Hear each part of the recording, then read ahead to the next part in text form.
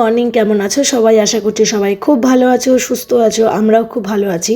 তো ভিডিওটা শুরু করছি তখন সময় হচ্ছে ঘড়িতে ওই 5:15 কি 20। এখানে বানাচ্ছি মেয়ের স্কুলের টিফিন।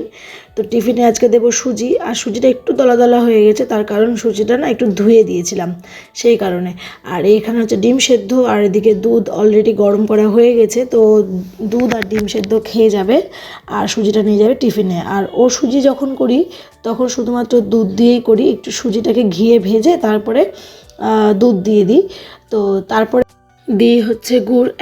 এখনও সেভাবে কী বলে, খেজুর গুড় ওঠেনি, সেই জন্য আখের গুড় দিয়েই করি। তারপরে তো ওকে তুললাম, আর এর আগেও ভিডিওতে বলেছি যে ওকে ঘুম থেকে তোলা নিয়ে সেরকম কিছু যুদ্ধ আর কি করতে হয় না। তো ডেকেছি, ও নিজে নিজে ব্রাশ করে নিয়েছে, তারপরে শার্ট আর মোজাটা নিজে নিজে পরে। তো তারপর ওখানে রেডি করি, ওকে খাইয়ে দাইয়ে নিয়ে বেরিয়ে গেছি। এই যে এদিকে বসে থেকে কী যেন একটা বলছিল, আর আমি এদিকে আজকে বেরোনোর সময় না চশমাটা নিয়ে বেরোতে ভুলে গেছি। এত অসুবিধা হচ্ছিল, আর রোদটা আমার মুখে চোখের উপরে পড়ছিল, তাকাতে খুব কষ্ট হচ্ছিল।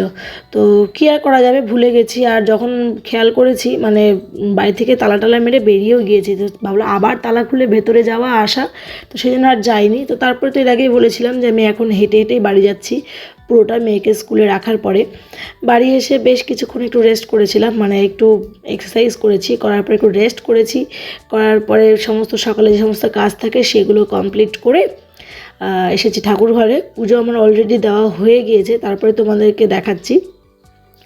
আর যেহেতু আজকে সোমবার, তো সেই জন্য এখানে মহাদেবকেও ভালো করে অভিষেক করেছি, ঘি মধু চন্দন সব কিছু দিয়ে। করার পরে কেশরী চন্দন দিয়ে একটু করে দিয়েছি।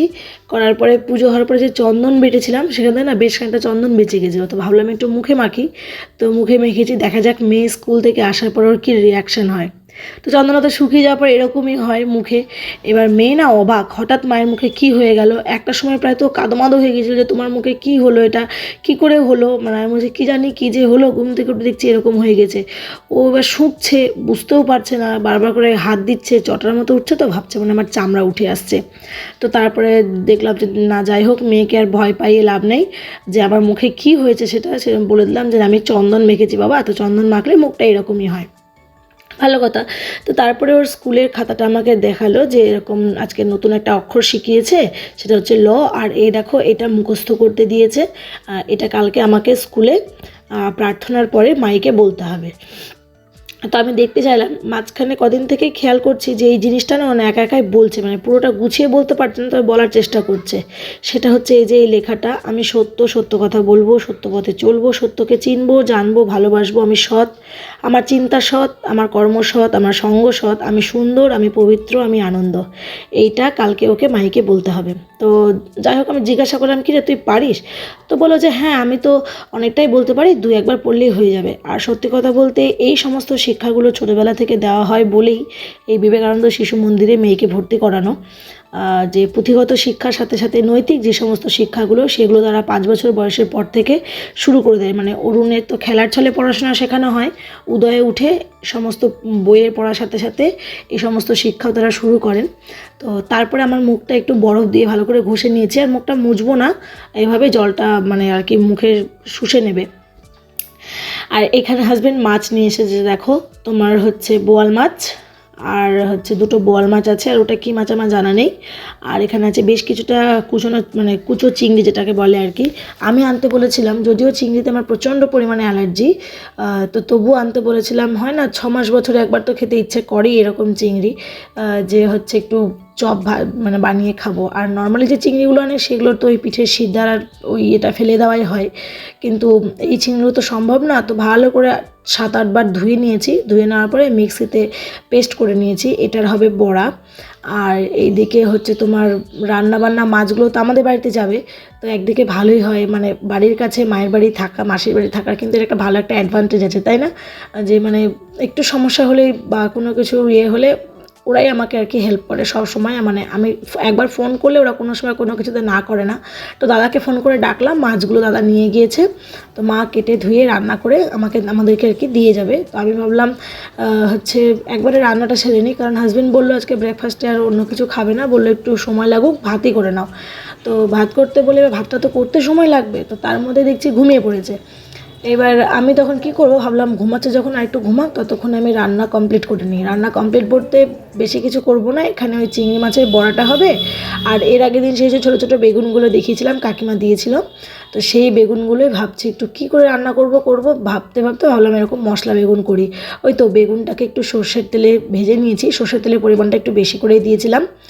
আর তারপরে প্রতিদিন যে মশলা, জিরে, আদা, লঙ্কা আর সামান্য পেঁয়াজ, 2-4 কোয়া রসুন বাটা আর কুচনো টমেটো দিয়ে বেশ খানিকক্ষণ ভালো করে কষিয়ে নিচ্ছিলাম। এবার কষা হতে হতে যেহেতু ভাজাভুজি করে রেখেছি, আমার তো মানে কী বলবো, একটু ছুকছুক করছে, কখন খাবো আর বেশ ভালো হয়েছিল কিন্তু খেতে। চালের গুঁড়োটা দেওয়ার জন্য আরও ভালো আর কি টেস্টি হয়েছিল, মানে মচমচে হয়েছিল আর কি। তো তারপরে ওই মশলাটা কষে যাওয়ার পরে গ্যাসের ফ্লেমটা একদম মানে লোয়ে রেখে দিয়ে দিয়েছিলাম টক দই। তো তারপরে না টক দইটা হালকা হালকা কেটে গেছিলো বোধহয় টমেটোর জন্য। তো টক দইটা দিয়ে আরও বেশ কিছুক্ষণ নাড়াচাড়া করে একদম শুকনো শুকনো করে তারপরে হচ্ছে ঘি বলছি, গরম মশলা আর যেহেতু টমেটো, টক দই সব পড়েছে, সামান্য একটু চিনি দিয়ে নামিয়ে নেব। নামানোর পরে আর গতকালকের একটু তোমার ছিল, ইলিশ মাছ ভাপা ছিল, মা করেছিল রবিবারের দিন, আমি আমাদের ওই বাড়িতে ছিলাম, তো মা করেছিল ভাপা ইলিশ, তো সেইটা একটু ছিল, তো সেটা গরম করে দিয়েছিলাম। তারপরে খাওয়া দাওয়ার পরে আজকে তো রান্নাবান্নার আর কিছু নেই, যা রান্নাবান্না করা হয়ে গেছে। আর এখন বাজে ওই কটা, 11:30 হবে ম্যাক্সিমাম, কি 12টা আমার ঠিক মনে নেই। এখানে মেয়ে খেলছে আর এই ঘরে আর কি গোপালের ঘরে বসে হাজব্যান্ডও হিসাবের কাজ করছিল, আর আমি অপোজিট দিকে একটা বালিশ নিয়ে শুয়েছিলাম। মাঝে মধ্যে না এরকম লেজি ল্যাদখোর দিন কিন্তু বেশ ভালোই লাগে। তো দুপুরবেলা আর কিছু খাওয়া দাওয়া হয়নি, যেহেতু ওই সময় ভাত খাওয়া হয়েছে, আর এই কারণে আমি সকালে কোনো দিন ব্রেকফাস্টে ভাতটা রাখতে চাই না।